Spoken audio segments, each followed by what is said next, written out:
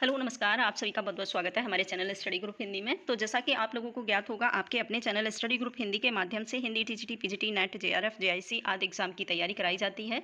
साथ ही विभिन्न प्रकार की प्रतियोगी परीक्षा के सामान्य हिंदी पाठ की तैयारी कराई जाती है। जो लोग चैनल पर नए हैं, चैनल को सब्सक्राइब जरूर करें, वीडियो अच्छा लगे लाइक शेयर जरूर करा करें, साथ में बेल आइकन प्रेस करें जिससे कि मेरा जो भी नया वीडियो आए उसका नोटिफिकेशन सबसे पहले पहुँचे। और आज हम भक्तिकालीन साहित्य को समझेंगे। भक्तिकालीन साहित्य में हमने कुछ पॉइंटों के माध्यम से इसको समझाने की कोशिश की थी। आशा करते हैं आप सभी लोगों को समझ आया होगा। और तो जिन लोगों ने वीडियो को नहीं देखा है वो लोग इन पॉइंटों को ज़रूर नोट कर लें अपने रजिस्टर में। पॉइंट है, पहला पॉइंट है भक्ति की अवधारणा। ये इसमें हमने भक्ति की अवधारणा कहाँ से विकसित हुई वो समझाया है। और दूसरा पॉइंट है समय और नामकरण। तीसरी जो पॉइंट है वो है आलोचकों का मत। चौथा पॉइंट बनता है इसमें दार्शनिक आधार क्या रहे हैं, किस आधार पर भक्ति काल का जो प्रसार हुआ है वो किस दार्शनिक के आधार पर हुआ। पांचवा पॉइंट है वर्गीकरण। आज हम वर्गीकरण को ही समझेंगे, बाकी ये 4 पॉइंट पहले हो चुके हैं और इसके बाद और भी पॉइंट हैं। ये सिर्फ मैंने पहले की भूमिका बताई है, जिन लोगों ने वीडियो को नहीं देखा है उनको थोड़ा सा समझ आ जाएगा इस आधार पर। और तो वर्गीकरण, भक्तिकाल का जो वर्गीकरण है 2 भागों में बांटा है। पहला भाग है निर्गुण काव्य धारा, दूसरा है सगुण काव्य धारा। निर्गुण काव्य धारा से 2 धाराएं विकसित होती हैं, पहली है ज्ञानाश्रयी शाखा, दूसरी है प्रेमाश्रयी शाखा। और सगुण काव्य धारा से भी 2 धाराएं विकसित होती हैं। सगुण काव्य धारा से भी 2 धाराएं विकसित होती हैं। एक है कृष्ण काव्य धारा, दूसरी है राम भक्ति काव्य धारा। तो इसमें कृष्ण के उपासक लोग हैं, कृष्ण काव्य धारा में कृष्ण के उपासक हैं और राम भक्ति काव्य धारा में राम के उपासक का इसमें जो कवि रहे हैं वो राम के उपासक रहे हैं। ठीक है। और इसके बाद ज्ञानाश्रयी शाखा और प्रेमाश्रयी शाखा को हम संत काव्य या सूफी काव्य भी कहते हैं। ठीक है। और तो आज हम ज्ञानश्री शाखा को ही समझेंगे, यानी कि संत काव्य धारा को समझेंगे। संत काव्य धारा का स्वरूप क्या रहा, किस प्रकार से ये हमारे साहित्य में विकसित हुई, तो आज हम इसी को समझेंगे। तो इसके कुछ पॉइंट हैं, सभी से रिक्वेस्ट है कि इन पॉइंटों को आप ज़रूर नोट करें, साथ में अपने नोट्स जहाँ बना रहे हो वहाँ पर। तो पहला पॉइंट है जिन भक्त कवियों के द्वारा निराकार ईश्वर की उपासना की गई उनके द्वारा रचित काव्य को ही निर्गुण काव्य धारा कहा गया। बहुत ही महत्वपूर्ण लाइन है, महत्वपूर्ण पॉइंट है और बहुत बार एग्ज़ाम में ऐसी लाइनें और कुछ पॉइंट हमें मिल जाते हैं और ध्यान न देने से छूटते हैं। तो आशा करते हैं आप सभी नोट ज़रूर तैयार कर रहे होंगे। तो आप ज़रूर इसे नोट में मेंशन करें जहाँ अपने नोट्स बना रहे हो उसमें। ठीक है। इसके बाद निराकार ईश्वर, यानी कि ये निराकार भगवान को इन्होंने निराकार भगवान की आराधना की है, निराकार ईश्वर की उपासना की है। निर्गुण काव्य धारा जो संत काव्य परंपरा चली है उसके उन कवियों ने। इसके बाद दूसरा पॉइंट आता है निर्गुण काव्य धारा, निर्गुण भक्ति का आद्र स्रोत श्वेताश्वतर उपनिषद है। बहुत ही महत्वपूर्ण पॉइंट है, इसे आप ज़रूर स्टार लगा के मेंशन करें अपने नोट्स में। और प्रश्न बनता है कि भक्ति का जो आरंभ है कहाँ से, सबसे पहले कहाँ से मिलता है, तो आपका आंसर होगा श्वेताश्वेत उपनिषद।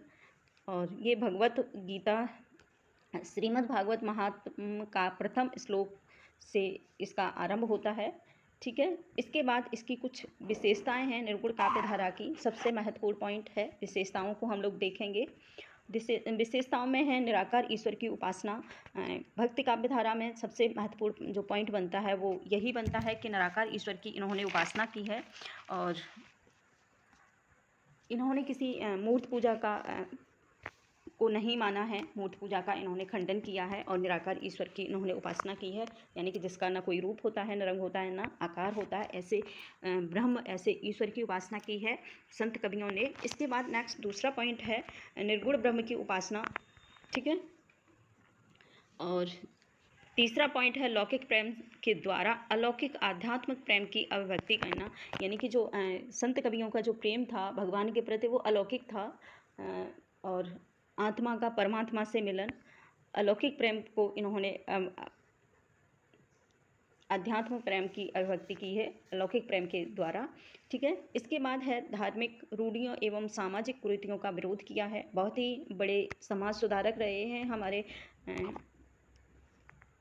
जो निर्गुण कवि संत कवि रहे हैं वो बहुत ही बड़े समाज सुधारक रहे हैं। इन्होंने बहुत ही समाज में फैली हजारों कुरीतियों का खंडन किया है और जो खंडन करके उन्होंने एक नई परंपरा को विकसित किया है। तो धार्मिक रूढ़ियों का, सामाजिक कुरीतियों का इन्होंने खंडन किया है। दूसरा पॉइंट है जाति प्रथा का विरोध। जैसे हमारे समाज में फैली हुई जाति प्रथा और धार्मिक प्रथा, ये सब धर्म प्रथा, ये सब का खंडन किया है इन्होंने। और दूसरा पॉइंट है हिंदू मुस्लिम एकता का समर्थन किया है। उस टाइम जब हमारा भक्ति साहित्य विकसित हो रहा था, उस टाइम हमारे समाज में दो समूह थे और एक समूह हिंदू समूह था, दूसरा मुस्लिम समूह था। तो दोनों में एक दूसरे के विरोधी हो रहे थे और संत कवियों ने उनका मतलब समर्थन किया, उनकी मुस्लिम एकता का समर्थन किया है और उनको बढ़ाने की कोशिश की है एकता को। ठीक है। और सबसे जो महत्वपूर्ण पॉइंट बनता है निर्गुण काव्य कवियों का, वो है रहस्यवाद। रहस्यवादी काव्य धारा का बहुत ही इन्होंने प्रचार प्रसार किया है। कुछ इनके उदाहरण मिलते हैं। अगर रहस्यवाद को भक्ति काल में रहस्यवाद को समझेंगे तो इसके लिए मेरे हिसाब से 2 पॉइंट बनते हैं। एक है सुरति और दूसरे का अर्थ है निरति। एक है सुरति और दूसरा है निरति। ये 2 पॉइंट ऐसे हैं जो निर्गुण संत कवियों के द्वारा जो रहस्यवाद है उसको हम समझ सकते हैं और महत्वपूर्ण भूमिका निभाते हैं। ये 2 शब्द, इन्हीं के आधार पर हम संत कवियों का जो रहस्यवाद है हम समझ सकते हैं। तो सुरति का अर्थ है आनंद का अनुभव करना, यानी कि सारी मोह माया से छोड़कर अपने आप को आनंदमय जीवन व्यतीत करना। और दूसरा है निरति। निरति का जो अर्थ है वो है सांसारिकता से मुक्ति प्राप्त करना। तो अगर रहस्यवाद अगर संत कवियों का देखा जाए तो इन्हीं 2 शब्दों पर टिका हुआ है। आशा करते हैं इन 2 शब्दों का आप भली भांति समझ चुके होंगे। इसके बाद आता है प्रतीकवाद, जो निर्गुण संत कवियों का एक बहुत ही महत्वपूर्ण विशेषता रही है। प्रतीकवाद, प्रतीकवाद में क्या है, इन्होंने किसी को प्रतीकात्मक रूप में इन्होंने अब किसी चीज़ की व्याख्या की है। उदाहरण है इसका, काहे री नलिनी तू काहे कुमलानी, तेरे नाल सरोवर पानी। इसके आगे जो पंक्ति हैं आप लोग लिख सकते हैं, इनको लिख सकते हैं। काहे नलिनी,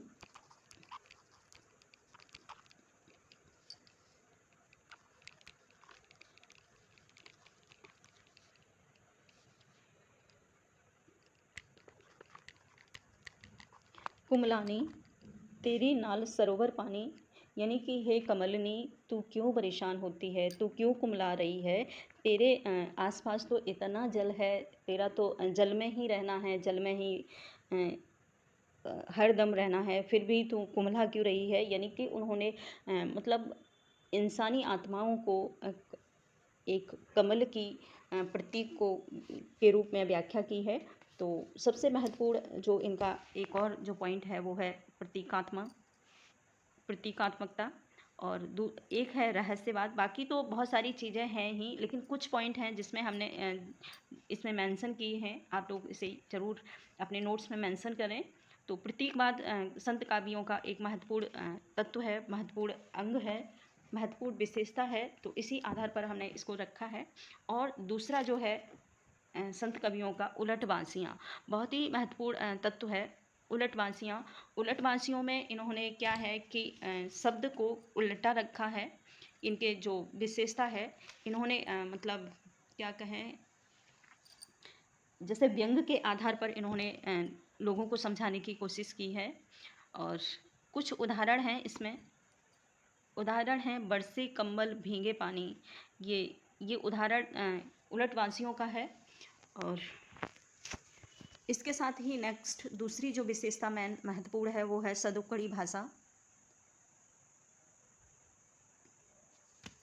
जो दूसरी है सदुक्कड़ी भाषा, इसमें नहीं है, आप लोग मेंशन कर लें, मैं बता रही हूँ उसको, यहाँ 8 कर दें। 8 सदुक्कड़ी भाषा।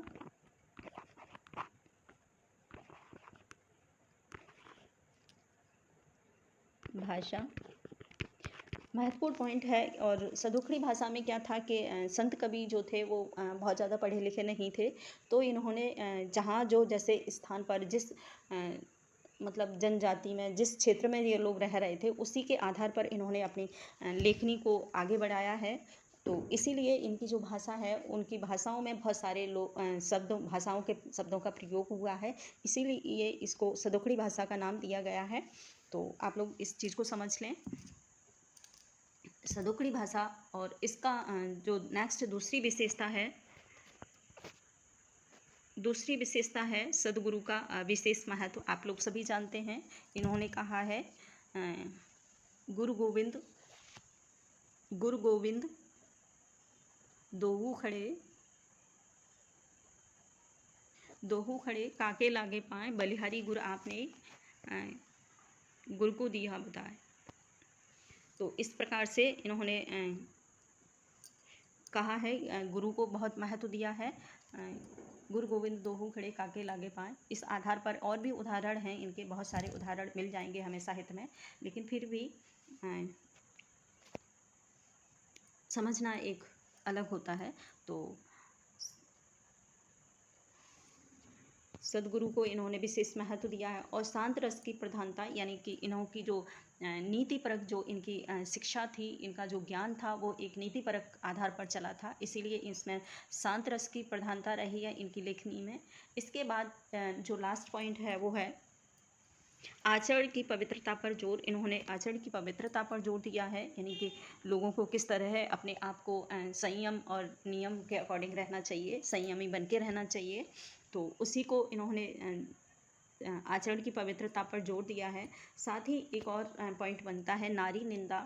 संत कवियों की एक बहुत बड़ी विशेषता रही है नारी निंदा। नारी निंदा में इन्होंने कहा है, नारी की झाई पड़त अंधे होत भुजंग, तेहि गत कौन जो नित नारी के संग। इस प्रकार से इन्होंने लोगों को समझाया है नारी की निंदा करते हुए। ये नारी को अपने से दूर रहना मानते हैं और अपने साथ नारी का सहयोग नहीं ठीक मानते हैं। और तो इसी आधार पर आज हमने इसको संत काव्य धारा की जो परंपराएं उनको समझा है। नेक्स्ट जो हमारा पॉइंट है वो भी हम समझ लें आप लोग। वर्गीकरण के बाद आता है प्रमुख संप्रदाय भी देखेंगे, लेकिन इसके साथ और भी हैं वर्गीकरण। तो बहुत सारे 4 प्रकार के वर्गीकरण हैं, तो नेक्स्ट वीडियो में एक एक करके हम चारों को समझाएंगे। तो आज इतना ही, थैंक यू।